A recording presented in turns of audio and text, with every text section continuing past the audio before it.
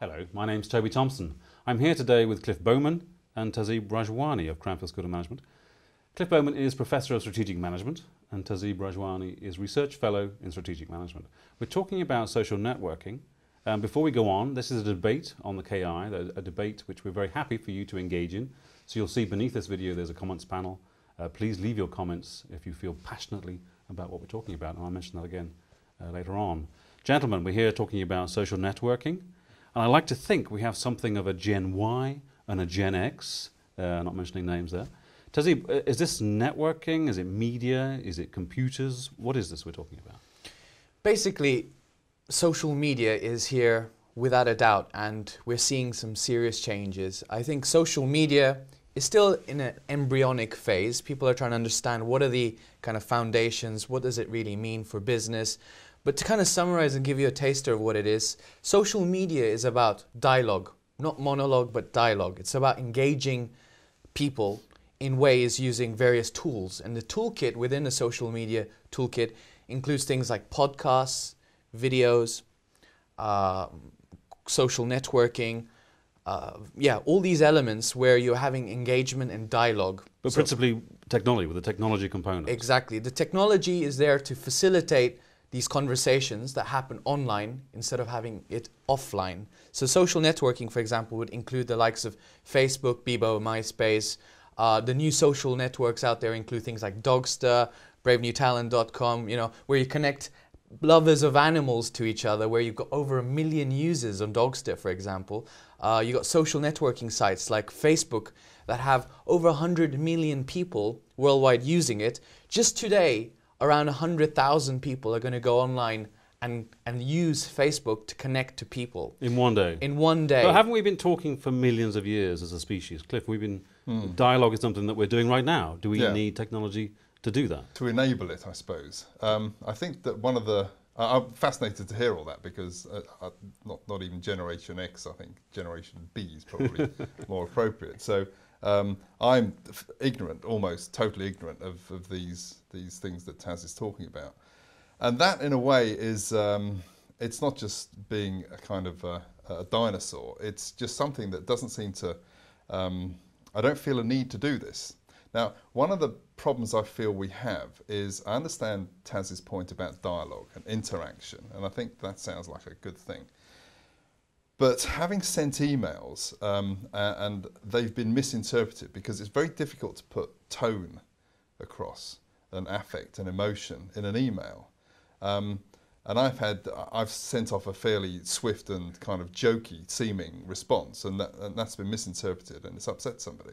So I think that I understand the point of trying to interact and get dialogue, but it's still a limited kind of interaction.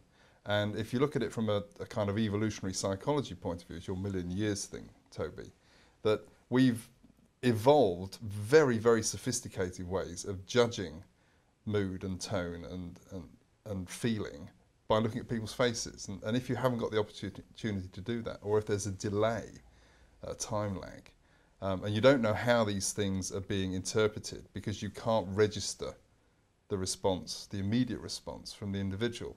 I think the other thing that bothers me about it is the permanence of these seemingly fleeting, often interactions, that you sort of toss a thing out there as a Twitter, okay, let's say. But it isn't like just a verbal thing. It's there in a form that can then be moved around. It's there forever. It's there forever, and there's a log, and it can be passed on easily to other people at a speed which is frightening.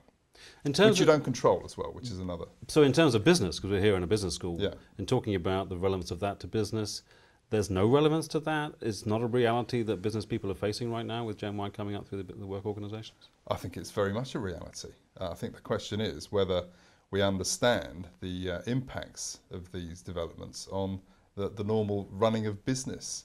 One of the concerns I have, which again I suppose is the kind of Generation B reaction, is this expectation for immediate response.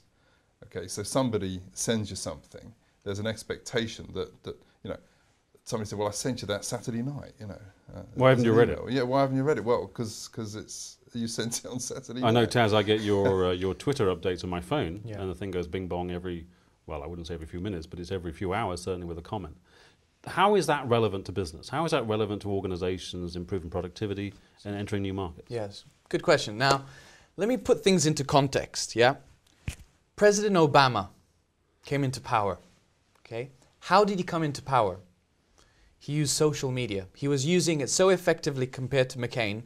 I'll give you some examples. On Twitter, he had over 168,000 people following him. On Facebook, he had over 3 million people connected to him compared to McCain that had 318,000 people. Now, take some people, take academics out there, yeah, where they're putting their own ideas on education, or it could be on various themes, on management practices. I think it's so powerful where you're able to disseminate your views, your thinking out there, where people are able to actually either adopt your views or they're able to have conversations with you about your views. I get people replying back to some of my questions. I might throw something out there. I've received somebody from the Telegraph that contacted me because I asked a question which was that, will social media change the way marketing will be done? Just a simple question, and there are people following me, and I just find it fascinating that there is this technology, yeah, what we call Twitter, that had last year, in February 2008, around 400,000 people using it effectively, and then 1 year later you got 7 million people using it. That's an increase of over 1,300%. That does seem like an ineluctable, inescapable reality of the world. I agree. Are people? Is this a productivity tool? People are working better as a result of this? I think that's where Taz has given us a great example of the immediacy. Okay, so Taz comes up with an idea, blasts it out there, people pick it up. Now you could say, well, it's a marketplace, and if it's a good idea, then it'll fly. I don't think that's actually necessarily true. I think there's a lot of bad ideas. I'm not saying yours was, Taz, right? But there's a lot of bad ideas that can get out there, okay, very quickly, because there's no quality assurance associated with this. There's just a marketplace. So there's bad ideas, and there's a kind of inattention to what you're doing generally. Well, that I think is another problem, and this immediacy, I think, can lead to a certain kind of management issue or problem, okay, which is the expectation of immediate response and reaction leads to a kind of a fragmentation of management work, which I don't think is necessarily helpful. I think that, I recently moved jobs, okay, and I was asked, do I want my phone recorded thing, whatever you call that, phone messages thing.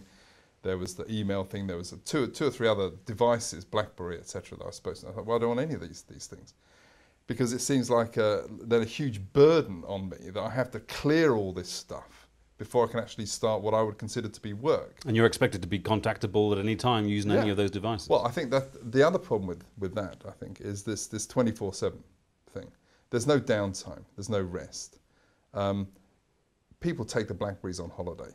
Okay, now it's not exactly what you're talking about, Taz, but it's that kind of, it almost moves us into an era where you used to get total occupations, where people, let's say, worked in a coal mine and they only socialised with people in the coal mine, and the whole community was orientated around the coal mine, call it a total occupation. Trawlerman would be a similar one. Now that's sort of fine, except when you lose your job, because then your social life and your work life are so ineluctably connected that if you lose your job, in a way you're losing your kind of social life as well. Your identity's gone. Your identity's gone, and I think that must cause an awful lot of problems for people. I also think there's an issue here about it's not just the permanence of these communications, it's the frequency of them. And let's say, I'm not in one of these networks, but I would imagine people might feel under pressure to continually communicate. Okay. Now, if you're in a business context and you have a network which includes, say, people that work in rival businesses that you met at a conference or something like that, there might be a felt need to continually provide interesting information, which might lead to a point where you're passing on information to impress, I don't know, other people in the network, some confidential information that you've suddenly got hold of that you think might actually increase your standing in this network. Now that's a problem for businesses, I think. So you feel under pressure to exploit your network? Well, I think that's a different one. I think this is where you're doing it voluntarily, but I think you're right, Toby. There's another pressure, which is the pressure that you might be getting from your boss to exploit social relationships that you have, which I find absolutely appalling. Extracting more value from you. Well, for me, that's a kind of, it's bordering on sort of prostituting your social network. God, it's quite a statement. For those watching, do please, if you have an opinion about this one, do leave your comments on the box. Chaz, that's quite an indictment of this social network. I appreciate where Cliff's coming from. You know, I worked at KPMG and I kind of saw a lot of this happening, but I think the costs, well, I would say the benefits outweigh the costs here, okay? Now, think about this. You have, at the moment, let's go back to basics, okay? If you look at the principles of management, it's about each person. So say you're a strategic leader, you've got to manage a team, yeah? Empower your employers, make sure that they add value, okay? Something that I'm researching at the moment, we call this amplification. You're amplifying your value as an individual. Then you've got the other side, which is this idea of aggregation. You've got groups of people, a community in that company that have to add values together, yeah?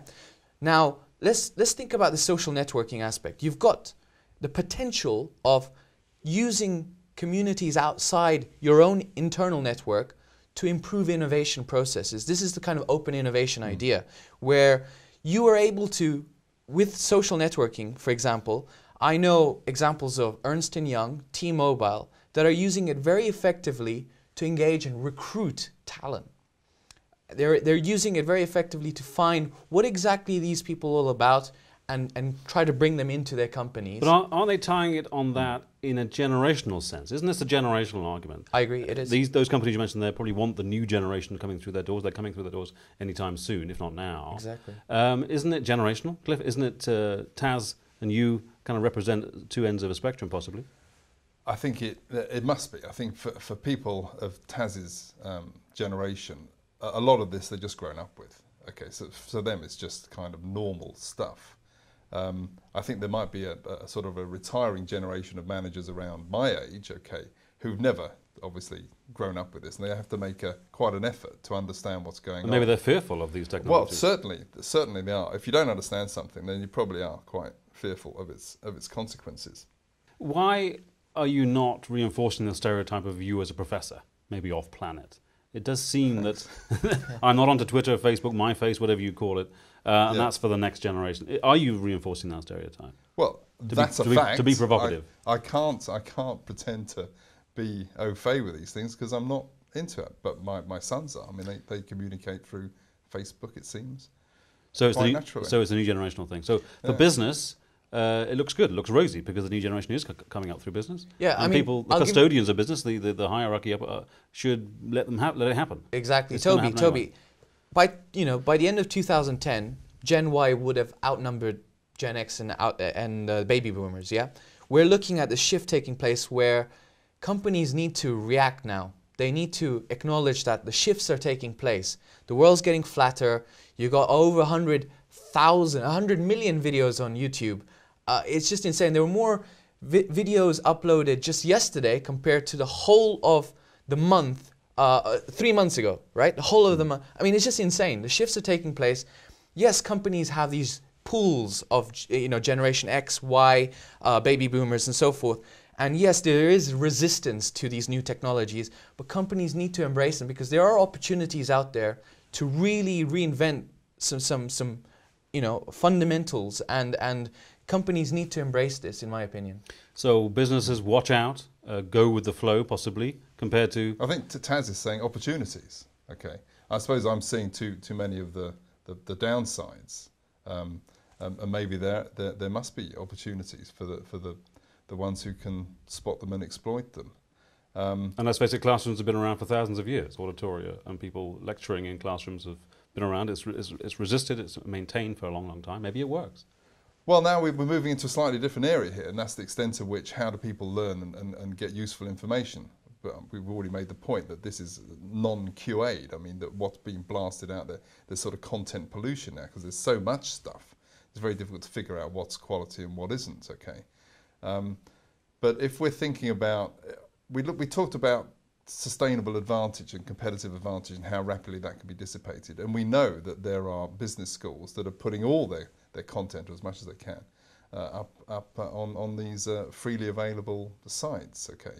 Now, I'm reminded actually of Eddie Izzard as somebody who's got a pretty shrewd appreciation of how this thing works. I mean, Eddie Izzard, I don't know where he still bothers to do this, but he would design a 2-hour show, take it round the world, make shed loads of money from doing it, and then he would produce the video.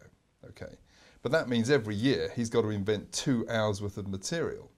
And it seems to me that if this stuff is being continually farmed out and given away for free, we're creating the situation where there has to be a continual invention of knowledge. So academic labour, on intellectual labour becomes harder. Well, yes, I would say it would become impossible. I mean, we already have it's a slight side issue here, the impact of publish or perish, where the importance is to get a number of papers out, okay, rather than maybe spend a lot more time and get one good paper out, okay. We have to, which actually does make a contribution.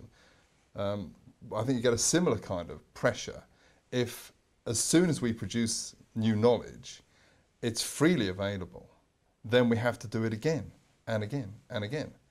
And I think, I mean, I can see that from a business school point of view. I can see that from many companies that are knowledge-based. They would face the same problem. And ironically, here we are debating it and putting it on the web too. Gentlemen, I've got to stop you there. This could go on for a lot longer. For those of you intrigued, do please leave your comments online, and thank you for your time.